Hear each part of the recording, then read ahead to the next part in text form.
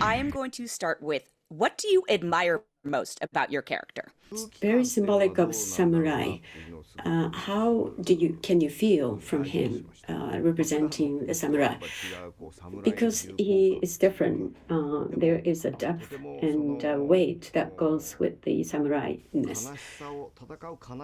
There is the sadness of fighting. He has an experience of fighting that's related to sadness, and I think is something that was important for me.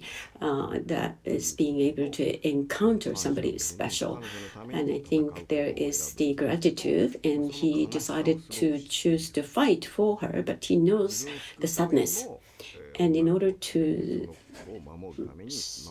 survive, and then he goes on at the same time protecting the girl, and there is a love and also the respect to the character. I would love to know what changed the most for you in adapting this from the novel and the manga.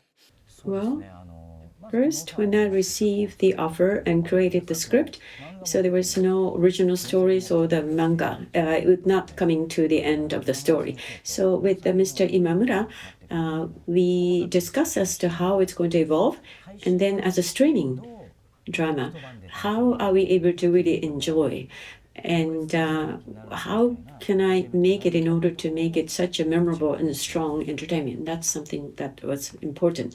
So for me, manga or story has not really completed yet at the time when we started. You are balancing a pretty large ensemble.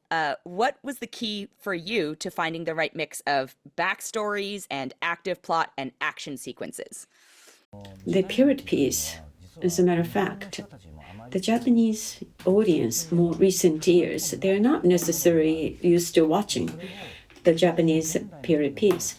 So even though you may not understand the first time, but then the second time, how interesting this period is. And then what kind of period was it? People would want it. I want the people to take interest. In the Meiji period, there was the cholera, those infectious disease. And through the COVID experience, how are we able to sort of relate that time and the current time? I don't want to make it old-fashioned, but I want to update the period piece as something extremely new, and that's something that was important to me. I do want to talk about the action choreography part of it.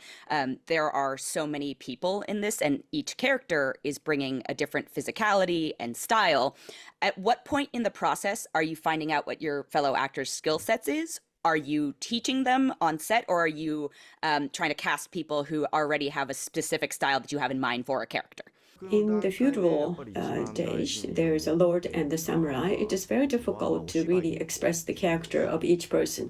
But what's important is really the character and the storytelling. And that was most important for me. So I want to make sure that to cast a person who can perform, who can act. But the action part, they would just practice. So they would just come in at an early stage, let's say half a year or so. I wanted them to start practicing, and of course I was there as well, almost like in a warehouse. I told them this is a character that you're going to be playing, and I was coaching them, and that was what we were doing. So everybody had a lot of practices, and under such strong pressure, but we worked together to create this.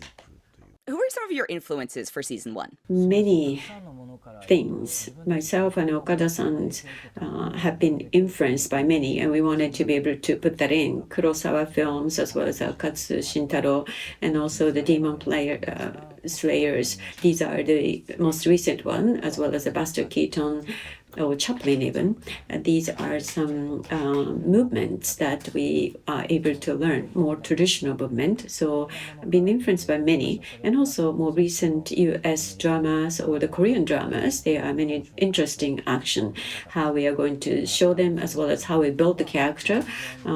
We have been able to be influenced by many, which we wanted to put into this. But at the same time, people, when it comes to Japanese traditional culture or the temples, many people are interested in those Japanese traditional beauty, whether it's the festivals or the fireworks. These are some of the Japanese beauty, and I wanted to put that in sword as well. This series is full of very dangerous situations. What is the most dangerous thing you've done in your life that you're willing to share? I can't really talk a lot about how I hurt myself. Let's say the sword ended up hitting me, I was bleeding. And if I stop the scene now, perhaps everything stops. So I have to somehow find a way to continue.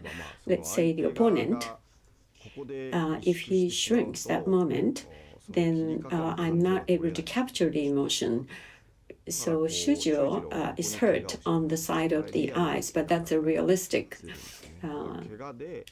So I hurt myself. So it's not really stopping because I got hurt. But then Shujiro, even though he has a scar, he continued to keep on shooting.